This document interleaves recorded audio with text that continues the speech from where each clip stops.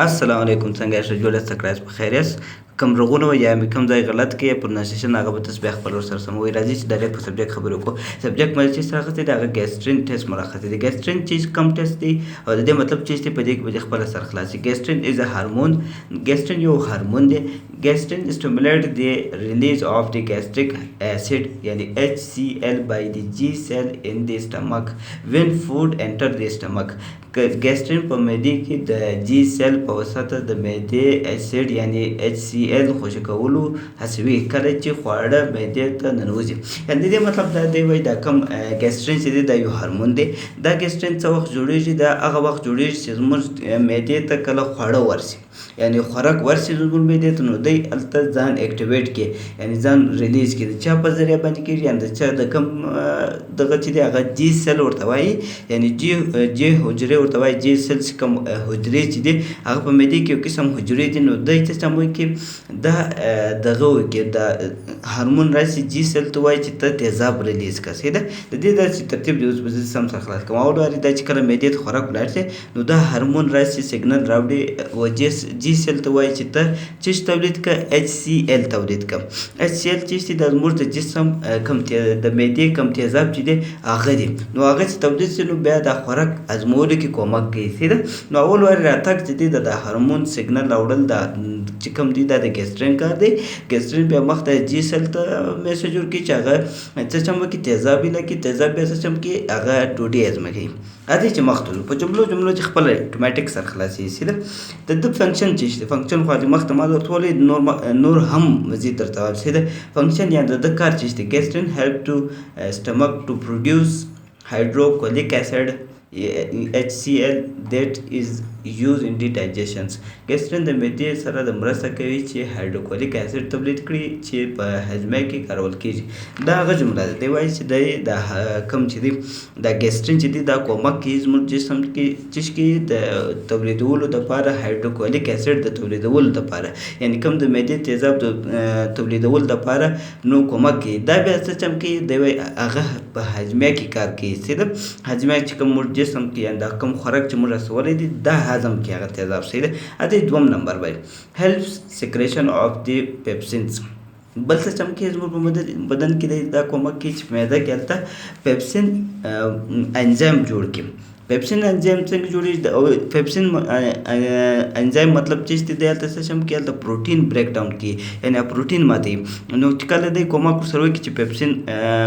انزایم جوړ شي نو دی بیا څه چم کې مخ ته هلته دا انزایم بیا څه چم کې چې کله موږ په معدې کې موږ داسې خوراک واخلو چې هغه کې پروټین وي نو دی هغه پروټین په ماتولو کې کومک کوي چې هغه بیا سم پروټین یې هغه هلته خپل ترتیب سره یو ځینې پروټین یو خواته ځي ځینې پروټین بل خواته نو دا پیپسین په هغه کې کومک کوي پروموټ سټمک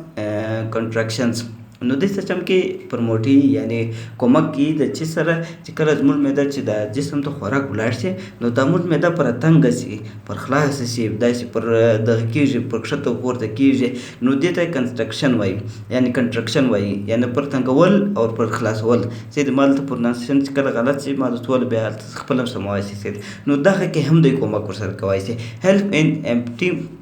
ګال بلیډر صحیح ده نو دې څه چم کې امپټینګ چې کوم ورته وایي یعنې کله چې زموږ ګال بلیډر یعنې د ترخې کڅوړو چې ورته وایي په دې کې چې کوم هایدروکلوریک اسید تیزاب پراته وي یا نور دا شی پروت وي نو دې څه چم کې د هغو خالي کېدلو کې کومک کوي یعنې د ګال بلیډر د خلاصولو کومک کوي انډیوس پنکریاټیک سیکریشنز د سیستم کې پنکریاس کې چې کوم انزایم دي نو د هغو په تولید کولو کې هم کومک کوي صحیح ده د دې مقصد دا دی ټولو د دی وایي پیپسین پروټین په جوړولو کې هم دی کومک کوي سټمک چې دی کنټرکشن چې دی یعنې په تنګولو خلاصولو کې هم دی کومک کوي هیلپس امپټینګ ګال بلیډر کې هم کومک کوي یعنې کوم چې ګال بلیډر خالي کولو کار هم دی کوي او په پنکریاټیک چې دی یعنې د پنکریاس کوم انزایم چې دی یا پروټین چې دی د هغو په جوړولو کې یعنې تولید کولو کې هم کومک کوي صحیح ده زه اوس راځو چې دا ټیسټ موږ د څه لپاره کوو د دې پرپز ټیسټ دی د پرپز آف ګیسټرین ټیسټ ورته وایي یا د دې مقصد چې موږ ولیکو دا ټیسټ موږ ولیکو نو دا ولول موږ ته راشي ټو سکرینینګ پنکریاټیک ټیومر پنکریاس چې کوم دی یعنې د بلوبو چې ورته وایي په هغه کې چې کوم سرطان جوړ شي د هغه سرطان یا د هغه ټیومر مارکر موږ ته راشي یعنې دا ټسټ موږ ته راښیي چې پنکریاس کې د کم اندازه کې په کم مقدار کې د دغه ټیومر مارکر دی یعنې کینسر دی یا سرطان دی ښه ده. بل ځای موږ ته چې شي ټوسکرینینګ پرینیسیس انیمیا ورته وایي. پرینیسیس انیمیا یو داسې انیمیا ده چې زموږ ته کوم سره وینه ده په دې کې ویټامین B12 نشته، یعنې په دې کې ویټامین B12 چې دی یا ویټامین B چې ده هغه کم نه وي. نو دا څه وجې په دلته معده کې چې کوم د لیر وي نو هغه هلته ابزوربشن نه کوي، د ویټامین B12 ابزوربشن نه کوي او ویټامین B چې ده یا 12 چې دی د هغو سم جذبول نه کوي. نو بیا په وینې کې مخ ته چې دی بیا په وینې کې د دې کمښت راسي، نو دې ته پرینیسیس انیمیا وایي. د دې معلومات هم موږ پکولی شو چې یعنې دی د ویټامین B12 سم جذبوي که نه جذبوي، یو بله مسله خو به نه وي. یعنې دا معلومات هم موږ پکولی شو. ټوسکرینینګ زیلینګر ایلنسن سنډروم چې دی یعنې دا حالات هم موږ په معلومودو. دا بیا داسې حالات دي چې پنکریاس کې هم کینسر جوړ شي، ډوډینیم چې دی په دې کې هم کینسر جوړ شي. ډوډینیم چې ده دا کوچنۍ کلمې د خوله ته وایي یا د سر ته وایي ښه ده. کله چې دا کوچنۍ کلمه شروع کېږي نو دې سر ته ډوډینیم وایي. نو دی وایي دی کې دا کوم ډوډینیم چې دی او په پنکریاس کې کینسر جوړ شي، سرطان جوړ شي، هغه یو د دونه سرطان جوړ شي چې د یوه څخه ونیسي در 10-15 سرطان شي، یعنې هغه خپل د تعداد زیات شي. نو دوی بیا څه چم کوي، دوی بیا جي سیل چې دي دا هورمون جي سیل یعنې دا دونه دغه کې چې جي سیل ته وایي هغه اسید تولید کړي، یعنې تیزاب زیات تولید کړي یا دغه هورمون دی زیات تولیدوي، یعنې دا هورمون ته دوی بیا دا خاصیت لري یا دا دغه کوي چې بیا دا هورمون زیات تولید کړي یا هلته په معده کې تیزاب زیات جوړ کړي. نو السر هغه تیزاب د وجې څخه بیا څه چم کېږي په معدې کې السر جوړ شي، یعنې زخم جوړ شي، کینسر جوړ شي ښه ده. دا نور داسې خاص په دې باندې بیا زه سمه ویډیو در جوړوم چې زیلینګر ایلسن څه مطلب لري، د دې ویډیو څه مطلب نور ښه دي. خالي دونه پیدا وشي چې پنکریاز و د ډوډینیم کوم کینسر چې دی هغه ته دا کنډیشن وایي یا داسې حالات ورته وایي کېږي. زیلینګر ایلنسن سنډروم دې ته وایي کېږي ښه ده.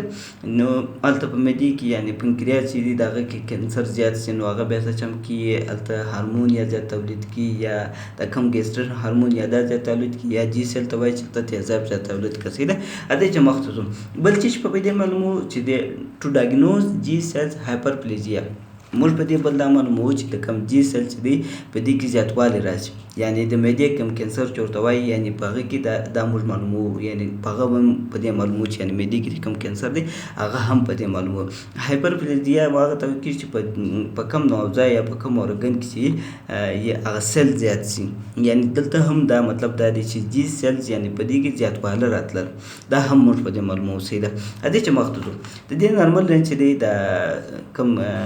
ګیسټرین چې دی د دې 0.7 دی 180 پیکوګرام پر ملي لیټر دا اډلټس په بالغو کې دا نارمل دی ښه ده. ادې چې په کوچنیانو کې ګورئ چلډرن هغه د 0.7 بیا د 125 ملي ګرام پر ملي لیټر پر نارمل رینج دی ښه ده. اوس ګورو چې دا په کم حالات کې یعنې په کم حالات کې زیات پورته کېږي، په کم حالات کې زیات کښته کېږي. پورته حالات ته وایم کښته حالات نه درته وایم ښه ده. انکریز یعنې کم حالات کې دا پورته کېږي ښه ده. او اول وار دی هغه زیلینګر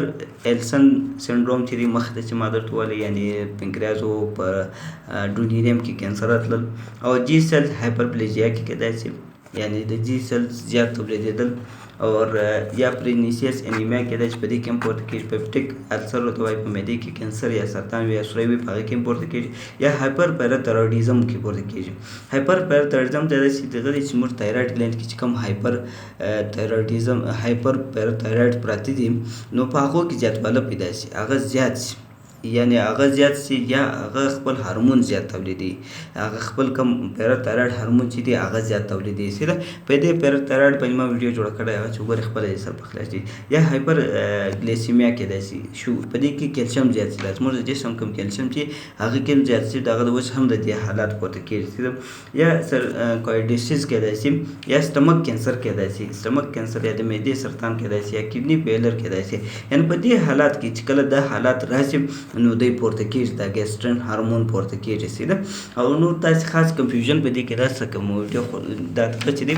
خالي به دا درته وایم چې اوس د دې ټیسټ به موږ څنګه وکړو او د دې لپاره څه شي موږ ته لازمن ضرورت دی سیده او ویډیو چې ته 2-3 واره وګورې خپله دې سر پخلاصي هغه به تا ګډه شپه فاسټینګ تېر کړی یعنې شپې به دې شی نه وي خوړلي بیا سهار چې دی ته سمپل وکړې یا چې د ورځې کوم سمپل وکړې هغه به دې هم ګډه ورځ شی نه وي خوړلي بیا به ته سمپل وکړې هغه به څه شي وکړې سیرم به ورکړې جیل ټیوب پار ټیوب کې چې سیرم ورکړی سیده او د دې لپاره کوم مشینان چې د هارمون انالایزر مشینان چې دی هغه چاري یو مشینو په هغه کې کېږي سیده یا کو بس ای 411 ورته وایي په دې مشین کې هم کېږي سیده او دا ویډیو دونه سخت نه ده چې ته ډېر کنفیوز سې 2 واره 3 واره وګوره خپله دې سر په خلاصېږي نور کوم ویډیو خوښ شوی د سره شیر کړئ لایک کوئ کوشش کوئ چې بل ته فایده